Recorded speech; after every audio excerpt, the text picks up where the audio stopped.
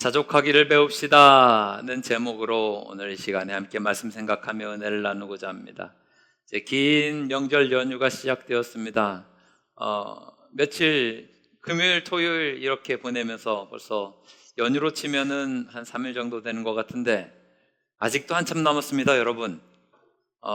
돌아오는 금요일까지 휴일 이렇게 쓰시는 분들이면 또 일주일의 휴가 기간이 있어서 아주 긴 연휴인 것 같습니다. 저는 이 긴 명절 연휴를 보내시면서 명절을 가족들과 함께 보내시고 추석 지내는 것 당연하게 귀한 시간이지만 욥기 1장에 나오는 욥의 믿음의 태도를 기억하시기를 권면을 드립니다. 욥이 하나님 앞에 귀하게 칭찬받고 하나님이 자랑할 만한 믿음의 사람이었는데 그가 하나님 앞에 자랑할 만한 믿음이었다라고 하는 것을 어떻게 보여주냐면 욥기 1장 서두에 이렇게 이야기합니다.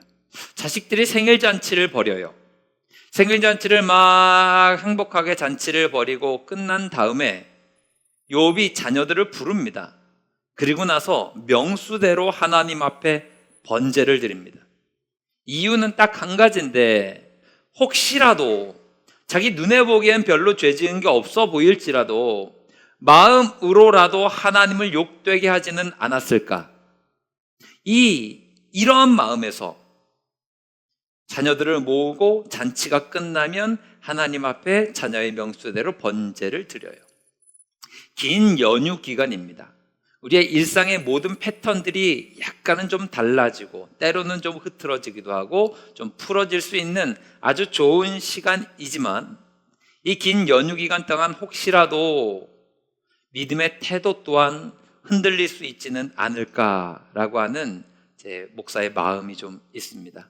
그래서 저는 여러분 이 긴 연휴 행복하고 편안하고 때로는 좀 느슨하게 보내실 수 있어도 욥과 같은 믿음의 태도는 견지해 주시기를 바랍니다. 그래서 나는 하나님을 믿는 자녀야.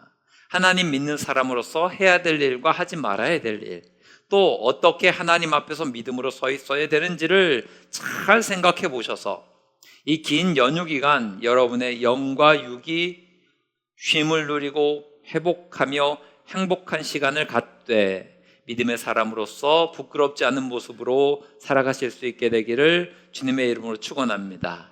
오늘은 명절을 맞이하는 메시지를 함께 나누려고 합니다. 우리 교회를 향한 하나님의 마음, 이 한가위 명절을 통해서 자족하기를 배웁시다 라는 제목으로 함께 말씀을 나누려고 합니다. 날마다 점심시간이 끝나면 나이 많은 노점상이 운영하고 있는 노점입니다. 팝콘을 팔고 있는 그 가게에 가서 팝콘을 사 먹는 젊은 사업가가 있었습니다. 매일 점심을 맛있게 먹고 나면 입가심으로 그냥 팝콘 이렇게 사가지고 먹는 게 이분의 재미였습니다. 어느 날 점심 먹고 다시 그 노점상을 찾아갔는데 아니 이게 이상한 거예요. 벌써 가게 문을 닫고 있는 거죠. 점심시간이면 한참 장사해야 될 시간 아닙니까? 물어봅니다. 이 어르신한테, 노인분이니까. 어르신 무슨 일이 생겼습니까? 왜 이렇게 빨리 문을 닫죠? 이 노인분이 미소를 지으면서 대답해요. 뭔 일이 있기는 아무 일 없어요. 근데 또 궁금하지요. 왜 이렇게 문을 빨리 닫습니까? 그러면 이 노인분이 웃으면서 얘기해요. 오늘 날이 너무 좋지 않냐? 햇볕이 너무 좋고 바람도 너무 좋다. 장사하다가 우리 마누라 생각나서 마누라랑 같이 앞에 마당에다가 이렇게 앉아서 둘이 도란도란 차나 한잔 마시려고 문 닫고 있는 거라고. 이 젊은 사업가는 납득을 하지 못합니다. 아니 해가 지려면 아직 멀지 않았습니까? 계속 장사할 수 있는데 뭐 벌써 이렇게 문을 닫아요. 이 노인은 그럴 필요 없다고 이야기하는데 이 젊은 사업가는 이해를 못합니다. 아니 자기는 오늘 장사할 거 벌만큼 벌었으니 문 닫는 거라 그랬는데 이게 충분하지 않으니까 마음이 좀 이상한 거죠. 아니 그럴수록 어르신 더 보셔야죠. 오늘 뭐 벌만큼 벌었으면 나머지 오후 시간에는 엑스트라로 더 많이 벌 수 있는데 뭘 벌써부터 이렇게 문을 닫냐고. 노인분이 묻습니다. 이 사업가에게 왜 계속 일을 해야 되냐고. 사업가가 당연하게 대답을 하죠. 팝콘을 더 많이 파셔야 되지 않습니까? 왜 더 많이 팔아야 됩니까? 또 물으니까 더 많이 팔면 돈을 더 많이 벌 수 있지 않습니까? 돈을 더 많이 벌면 어떻게 하죠? 그러면 부자가 될 것이고 여기 가게 1호점만 아니라 2호점, 3호점, 4호점 다 낼 수 있지 않습니까? 그러면 어르신이 직접 이렇게 힘들게 하지 않아도 다 재료되면서 다 더 크게 장사할 수 있을 거고, 나중에는 정말로 때가 되면 그 노점상들 다 1호점, 2호점, 3호점, 4호점 다 팔면 정말로 큰 부자가 되어서 집에서 아내분과 함께 마당에서 이렇게 두런두런 차를 마실 수 있지 않냐고. 노인이 미소 지으면서 대답을 합니다. 우리 마누라랑 집에서 차 마시는 건 지금도 할 수 있다고. 아내와 차 한잔 할 돈은 지금도 넉넉하다고. 그리고 나서 이 노인분의 마지막 말이 의미심장하지요. 나는 지금도 충분히 부자입니다. 이렇게 얘기를 했대요. 자족할 줄 안다고 하는 것은 우리가 매일매일의 삶 속에서 하나님 주신 은혜로 만족하며 감사하며 산다라고 하는 것은 정말로 귀한 은혜입니다. 여러분들에게 이 자족할 줄 아는 믿음의 태도와 은혜가 있게 되기를 주님의 이름으로 축원합니다. 하나님이 여러분에게 주신 것이 얼마나 놀라운지를 오늘 이 시간에 좀 아셨으면 좋겠어요. 이런 이야기도 있습니다.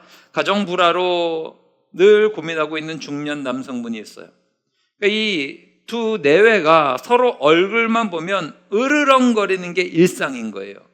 너무너무 힘든 거죠. 계속해서 부딪히니까. 이 중년 남성분이 자기 스스로 문제가 해결이 안 되니 하나님 앞에 밤새도록 간절히 기도를 했습니다. 하나님, 이걸 어떻게 합니까? 제 소원을 좀 들어주십시오. 간절히 기도했는데 하나님이 그날 밤에 그 간절함을 기억하시고 나타나셔요. 물으셔요. 야, 내가 너 기도 들었다. 뭐 해줄까? 소원 뭐냐? 3가지 소원 내가 딱 들어줄게. 3가지만 얘기해봐라. 이게 얼마나 기뻤겠습니까? 그러니까 이분이 하나님의 그 질문을 듣고서 생각도 안 해요. 가장 첫 번째 소원은 뭐였을까요? 네, 여러분의 차마 입에 담지 못하시는 그 소원을 이 사람은 하나님 앞에 입을 담아버렸습니다. 아내랑 못 살겠으니까 이 아내 좀 천국으로 데려가 주십시오. 이걸 생각도 안 하고 그냥 이렇게 내뱉어 버렸습니다. 하나님은 말씀하셨으니까 그 소원을 들어주세요. 그 아내분을 천국으로 데려가셨습니다. 장례식을 합니다. 장례식을 하는데 이상하게도 문상객들이 너무 많이 오는 거예요. 문상객이 너무 많이 오는데 오는 사람마다 이구동성으로 이야기해요. 아내에 대해서, 죽은 아내에 대해서 칭찬을 쏟아내기 시작합니다. 얼마나 상심이 크시냐. 이렇게 귀한 분을 하나님이 왜 이렇게 일찍 데려가셨는지 모른다.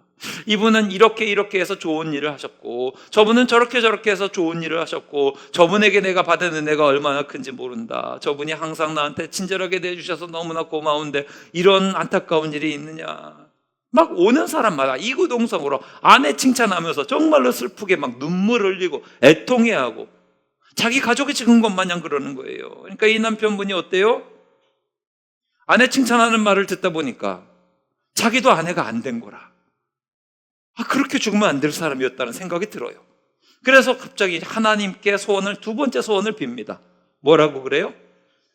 그렇지, 하나님 안 되겠습니다. 그 사람은 죽으면 안 될 것 같아요. 도로 살려주십시오. 아내가 죽었다가 다시 살아나요. 이제 소원이 몇 개 남았습니까? 1개 남았잖아요. 요거는 좀 신중하게 써야 될 거 아닙니까? 요거 하나 남았는데 요거를 이상한 걸 했다 그러면 또 다시 번복하고 그러면 인생 망할 것 같아서 아무리 생각을 해도 이 마지막 소원을 투자할 만큼 값진 것들이 생각이 나지 않는 거예요. 그래서 하나님께 묻습니다. 하나님, 잘 모르겠습니다. 3번째 소원을. 제가 지금 필요한 게 뭡니까? 이걸 좀 알려주십시오. 하나님이 대답을 하세요. 너의 삶에 대해서 자족할 줄 아는 마음을 달라고 간구해라.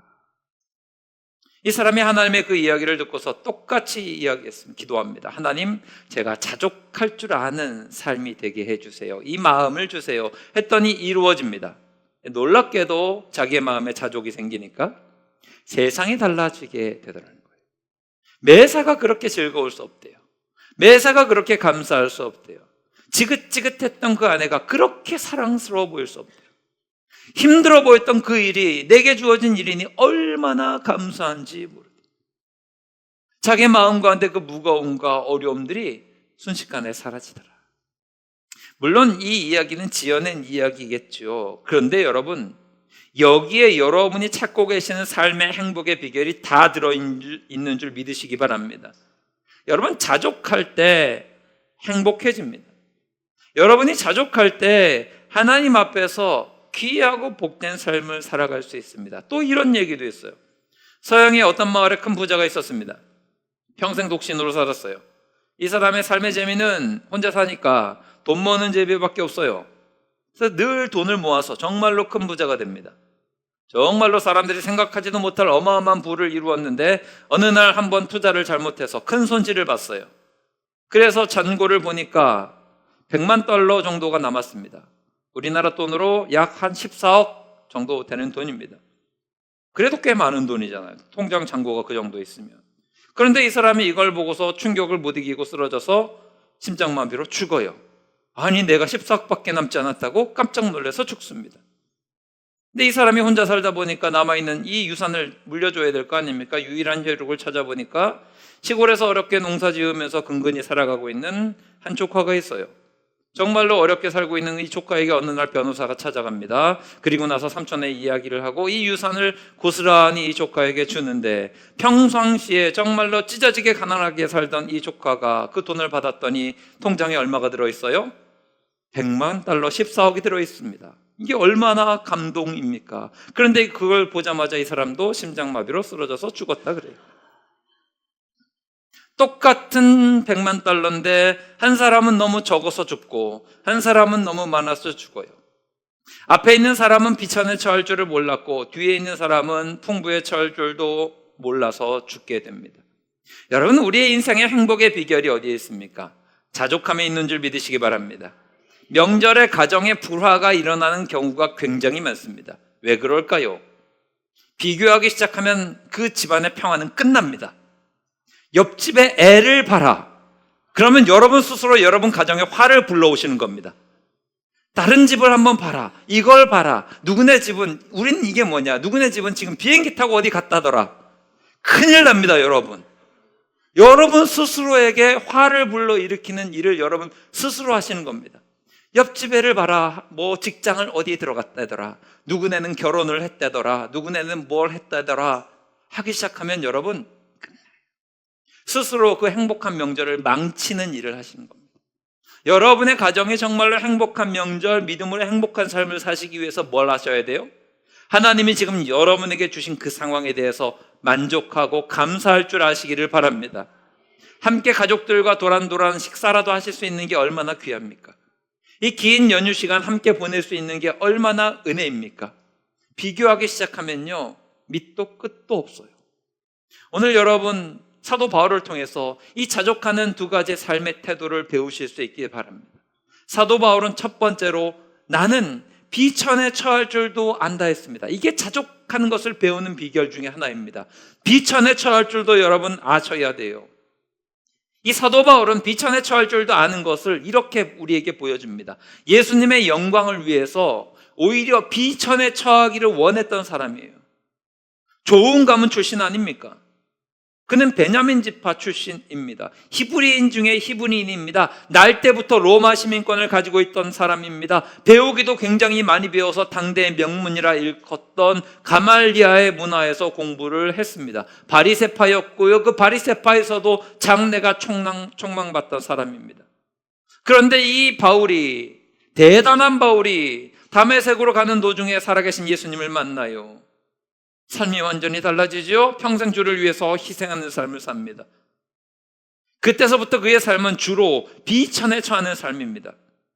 핍박을 받는데 매도수도 없이 맞고 돌로 맞았고 여러 차례 감옥에 들어갔고, 그럼에도 불구하고 이리저리 다니면서 복음을 전파할 때 때로는 덥고 때로는 춥고 때로는 배고프고 목마르고 헐벗고, 그렇게 비천한 상황에 처할 때가 굉장히 많았던 바울인데, 바울이 우리에게 정말 보여주는 귀한 믿음의 태도는 무엇인가 하면 그것에 대해서 한 번도 불평을 한 적이 없어요.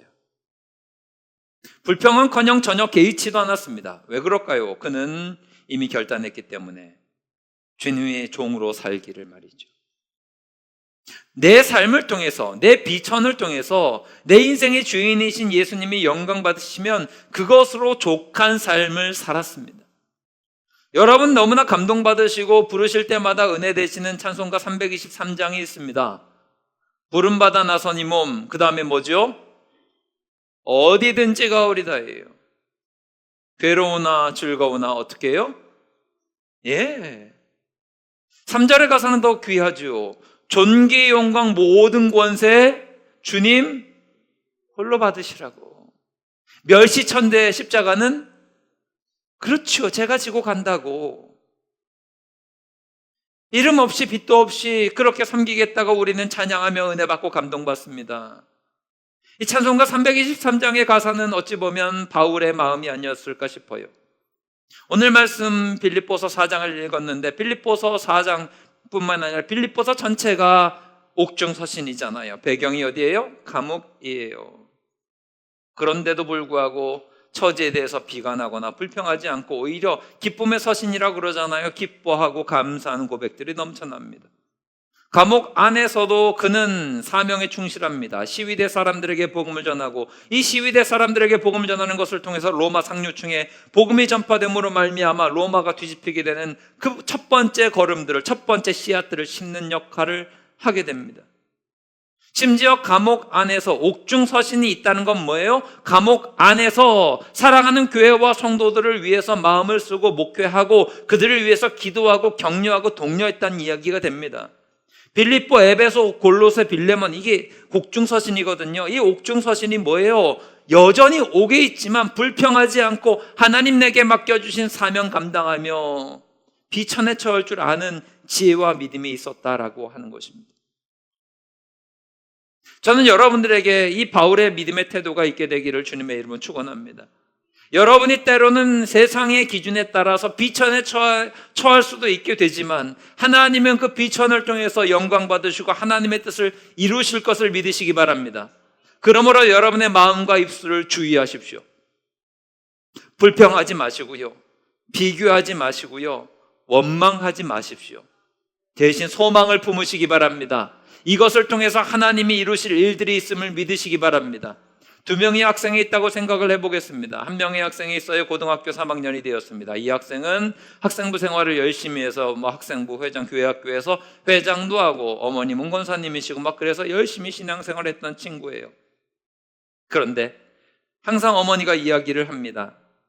야, 어떻게 하든지 좋은 대학 들어가야 된다. 좋은 대학 들어가야 하나님이 영광 받으시는 거야. 늘 그렇게 이야기를 합니다. 공부할 때도 너 좋은 대학 들어가야지 하나님 영광 받으시는 거니까 열심히 해서 좋은 대학 들어가라고 그 이야기를 늘 들어왔던 이 학생이 고등학교 3학년이 되면서 교회 발걸음을 중단하기 시작합니다. 왜요? 나는 좋은 대학 들어가야 되니까 말이죠. 그런데 공부한다고 교회를 빠졌는데 어머니가 아무 말도 안 하는 거예요. 그러니까 그래도 되는 줄 아는 겁니다. 열심히 공부를 했습니다. 그래서 성적을 거두었어요. 그래서 좋은 대학 들어갔어요. 그런데 1년 동안 교회 쉬다 보니까 이미 마음은 신앙을 떠나버렸어요. 그래도 되는 줄 아는 거죠. 대학 생활을 하는데 가다 보니까 세상의 즐거움들이 얼마나 많습니까? 세상 친구를 만나요. 세상 것들을 누리기 시작해요. 점점 신앙에서부터 멀어지더니 완전히 교회의 발걸음을 끊어버렸습니다. 여러분 생각해 보십시오. 이 학생이 좋은 대학 들어가서 하나님의 영광을 받으셨습니까? 오히려 교회 다니는 후배들에게 악영향을 끼치죠. 저래도 되나 보다. 다른 학생이 있었습니다. 고등학교 3학년이 되었어요. 그럼에도 불구하고 변함없이 교회 출석 잘하고 예배 소홀하지 않고 믿음 생활 열심히 했던 친구입니다. 그도 열심히 공부했지만 안타깝게도 대입에 실패했습니다. 이것을 우리는 비천에 처한다라고 이야기할 수 있겠죠. 얼마나 마음이 무거웠을까요? 교회에서도 대입 어떻게 됐냐고 물어보면 얼마나 마음이 무겁겠습니까? 안 됐습니다 라고 이야기하는 것도 한두 번이지 교회에 있는 어른들이 걱정하면서 한 명씩만 물어봐도 100번은 얘기해야 될 텐데 이게 얼마나 힘든 일입니까? 그런데 내색 한번 하지 않아요? 변함없이 신앙생활 열심히 합니다. 그리고 재수했는데 열심히 또 공부했어요. 다음에 대학에 합격합니다. 고3 때에도 재수할 때에도 대학교 들어갔을 때에도 신앙생활을 잘해요. 주변 사람들이 그거 보면서 깨닫지요. 믿음의 힘이 얼마나 위대한 것인지. 이 두 번째 소개한 학생은 자기의 비천함을 통해서 진짜로 하나님께 영광을 돌려드리는 겁니다. 여러분이 삶 가운데 어떤 비천함에 처하실 수도 있지만 그 가운데서 여러분이 믿음 잃지 않고 하나님 바라보면 분명히 하나님이 그것을 통해서 생각보다 더 놀라운 영광을 받으실 줄 믿습니다.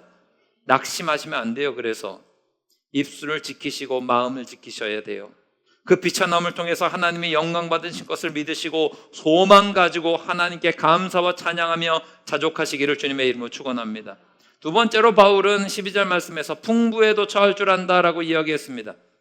비천에 처했을 때와 마찬가지로 풍부함을 통해서 하나님께 영광 돌리는 일을 잊지 않았어요. 비천에 처할 때에 내가 자족하는 것, 이거 배우는 것보다 훨씬 더 의미 있고 여러분 중하게 여기셔야 되는 게 풍부에 처했을 때입니다.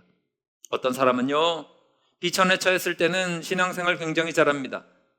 기도생활 열심히 합니다. 왜요? 당장에 문제가 있으니까. 예배생활 잘합니다. 하나님께 매달립니다. 헌금하고 헌신하고 주님을 위해서 열심히 헌신합니다. 그러다가 풍부에 딱 처하게 되었을 때에 그 신앙의 열심이 뚝 떨어지는 분이 계십니다. 왜 그럴까요? 풍부에 처할 줄 모르기 때문에 그래요. 여러분, 우리는 풍부에 처할 줄도 알아야 돼요. 사도행전 14장을 보게 되면 이런 내용이 나와요. 바울과 바나바가 소아시아인 루스드라에 가서 복음을 전합니다. 많은 사람들이 이 바울과 바나바를 통해서 복음을 듣던 중에 나면서부터 걷지 못하는 장애를 가지고 있었던 사람이 있어요. 바울이 말씀을 막 전하다가 이 사람이 말씀 듣는 태도를 보니까 너무 귀한 거죠. 그래서 그 마음의 중심을 보니까 그에게 구원받을 만한 믿음이 있는 게 보였어요. 그때 바울이 외칩니다. 네 발로 일어서라. 이 한마디 했는데 한 번도 나면서 일어서 보지 못한 사람이 그 이야기를 듣고서 벌떡 일어납니다. 그리고 많은 사람들이 소리치기 시작하죠. 이야, 대단하다라고 하면서 어떻게 해요? 이 바울과 바나바는 사람 아니다. 사람의 형상을 하고 온 신이다. 저 사람은 제우스다 하면서 바나바를 높이고 막 이렇게 하면서 막 사람들이 막 놀래요. 그리고 이 바울과 바나바에게 신이라고 생각하면서 그들에게 제물을 바치려고 제사를 지내려고 막 짐승 가지고 오고 난리를 칩니다. 바울과 바나바가 얼마나 놀랬겠습니까? 옷을 찢으며 외칩니다. 이거 하지 마라. 우리는 똑같은 사람이다. 우리가 너희들에게 와서 이 복음을 전하는 이유가 이런 거 하지 말라고 하는 거다. 하나님만 섬겨라. 오직 하나님께 영광 돌려라. 바울이요, 정말로 조금만 악한 마음을 가지고 있었다면 이거 얼마든지 이용해 먹을 수 있지 않겠습니까? 나를 좀 높여봐라. 그래, 좋은 것 좀 먹여봐라. 힘들었는데 대접 좀 받아보자. 아니에요. 바울의 삶의 목적은 오직 하나입니다.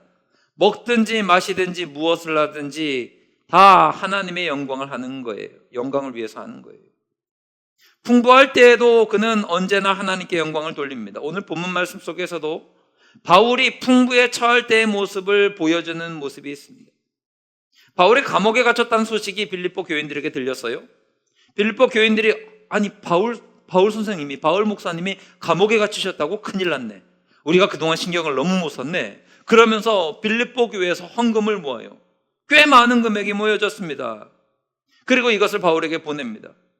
이 이야기를 바울이 듣자 어떻게 이야기합니까? 18절 말씀인데요.